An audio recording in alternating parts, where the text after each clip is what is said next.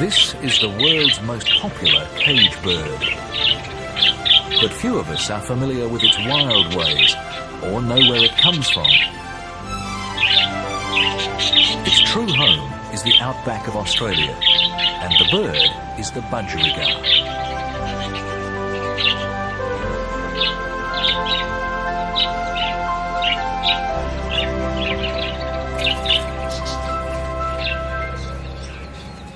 Birds have been kept as pets for thousands of years.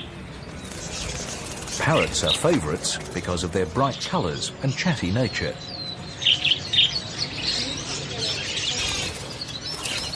But of all the parrots, one of the smallest, the Budgerigar, has adapted best to life in captivity.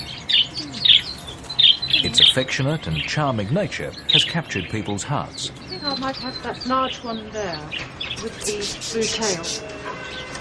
Oh.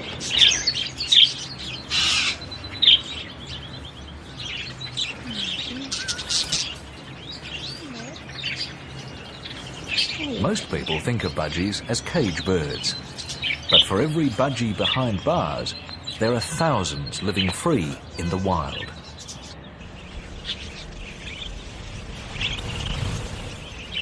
The Australian Budgerigar is one of the world's most nomadic and social birds.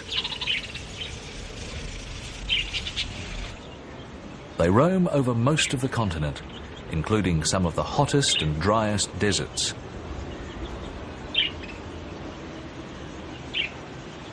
Budgies travel in flocks. They can cruise at 90 kilometres an hour and have the endurance to cover vast areas in search of food and water.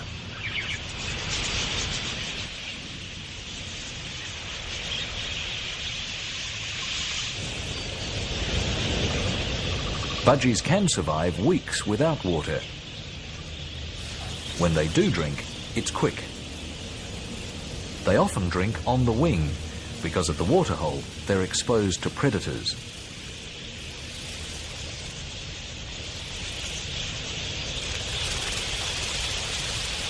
They have the ability to suck water rapidly. In 2 to 3 seconds, they gulp and go. But not all birds are in such a hurry.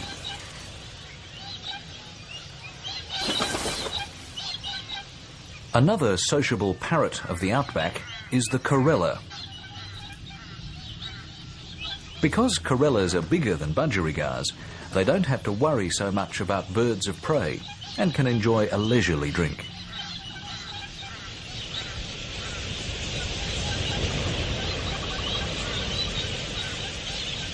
About a quarter of Australia's birds are nomadic, moving in response to the climate in a search for the best that the land can offer.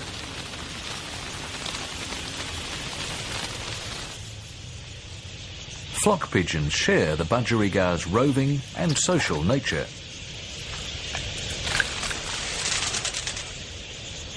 Such a clutter of birds at the waterhole brings out the hunters. A whistling kite scans the mob for any slow individual.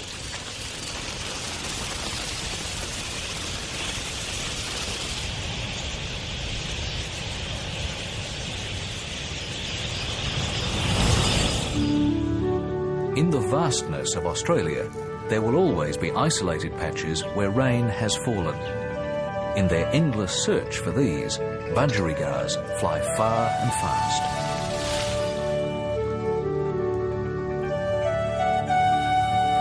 Although nomadic, they are partly governed by the seasons. In summer, they're more likely to head north for the monsoons, then return south for the winter rains.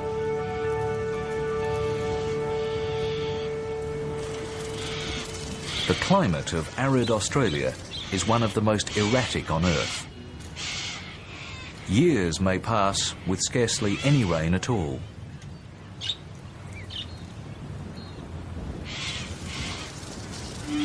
When drought is severe and widespread, life is such a struggle that young budgies wouldn't survive.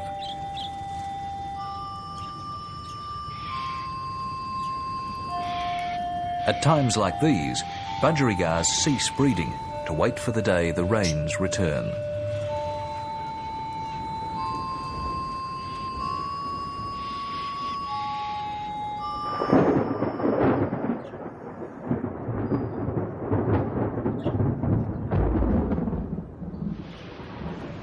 One day, drought breaks.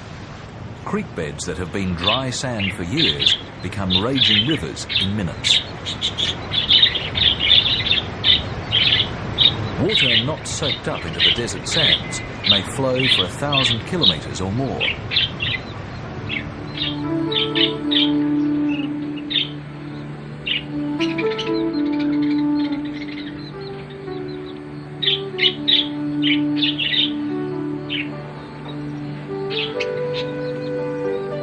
For 10 years, this part of Western Australia was vast, dry plains. Now, it's a 2,500 square kilometre lake, the result of flooding from monsoonal rains. Lake Gregory, as it's now known, will have a life of 5, maybe 10 years. Nomadic water birds are quick to find the new lake.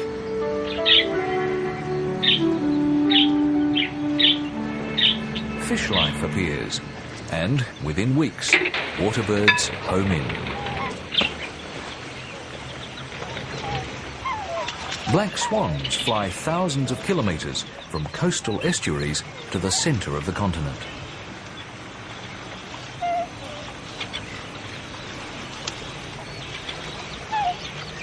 Though Lake Gregory seems large, it's only a tiny oasis in the immensity of the land. For the budgies, it's an opportunity not to be missed. Though budgerigars live in the desert, they try to avoid its extremes. They follow creek beds to find Lake Gregory.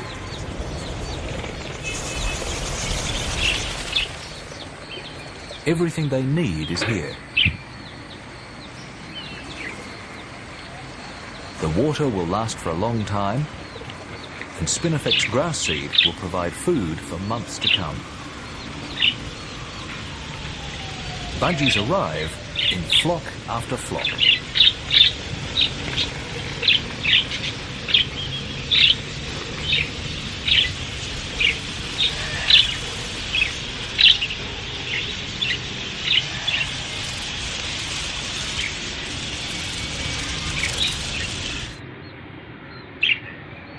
The zebra finch, an Australian native bird, is also a popular pet. Unlike budgerigars, they need water often and wet their whistles every hour or so. Zebra finches are one of the quickest birds in the world to breed after rain. Within hours of a good cloudburst, they start mating and nest building.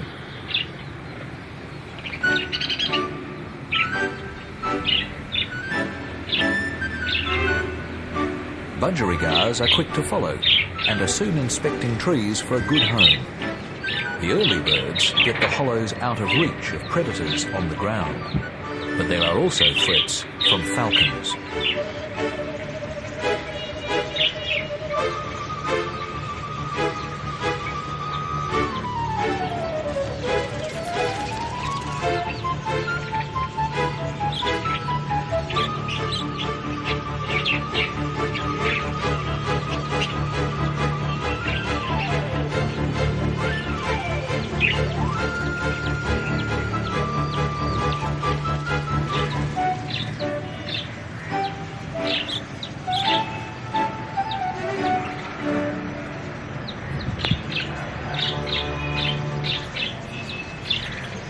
Budgerigar society is made up of loose colonies, and there are no arguments over territory. Most suitable trees are occupied by more than one couple. It's a competitive market for home seekers. Cockatiels are busy looking. So too are tree martins, who like budgie-size apartments. There's less competition from galahs and pink cockatoos, who prefer much larger homes.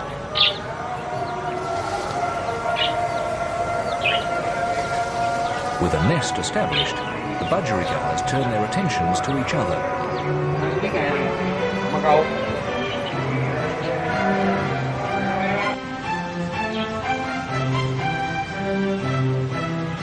The male tries to impress his chosen partner by regurgitating food, This shows his potential as a provider for the family.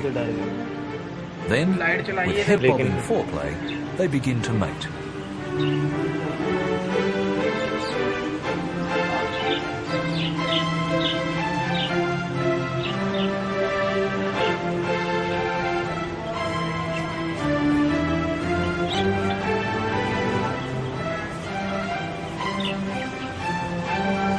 Budgerigars breed quickly. In the wild, this is vital for the survival of the species, and in captivity, it makes them a favourite with bird breeders.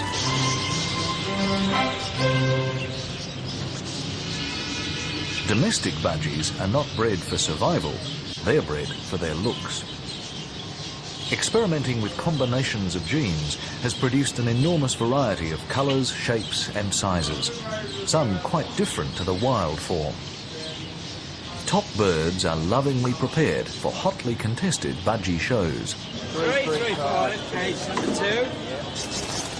1575, that one's right. 362, case 3. Yeah. And 1196. 40, case 1. Yeah, we got that. 235, case 2. No, I don't think we haven't got on those trees. It's a long way from the bush. Many of the birds now winning awards in Australia have European ancestry. A century of overseas breeding has produced a type that's almost twice the size of the wild budgie.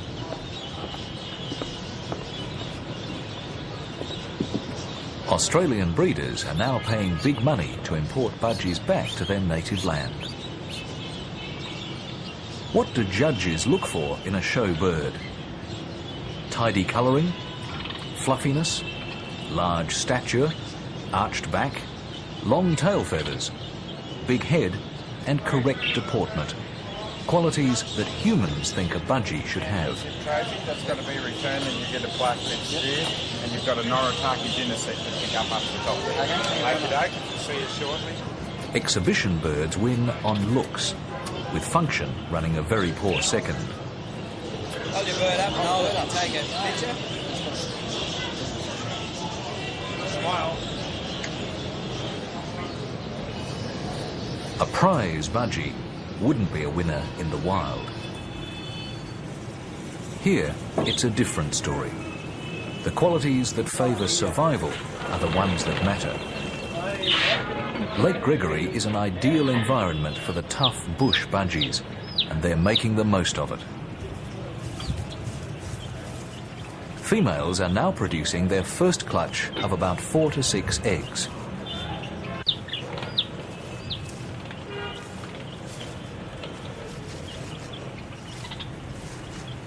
The mother stays on the nest, brooding the eggs, which start hatching in just under 3 weeks.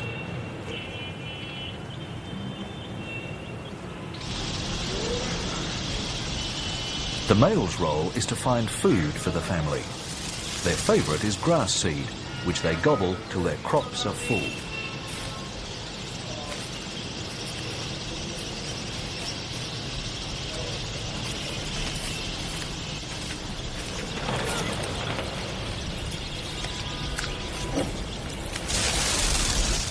The mother constantly looks after the newborn chicks, only leaving the nest to receive food from her mate.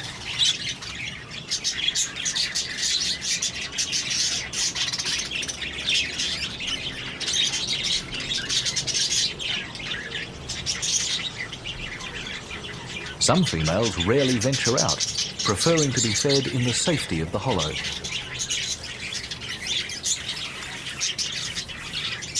It's the chicks' turn, and their mother regurgitates food to them.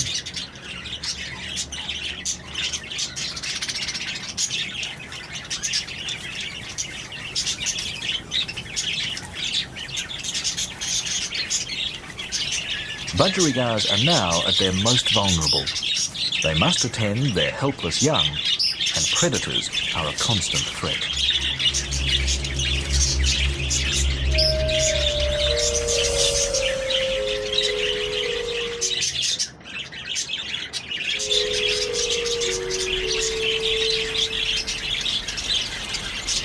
The best hollows are high in the trees, but they were the first to be occupied. Some birds have no choice but to nest near the ground. Woma pythons can easily find nests like these.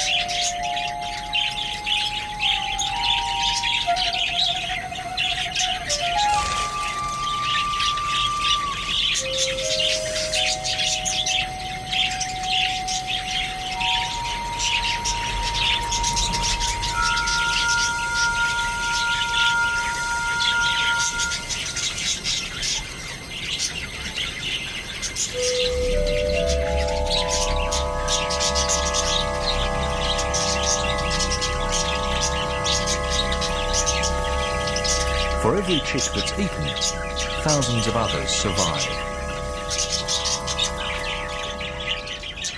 The instinct of budgerigars is to cheat death by creating an abundance of life.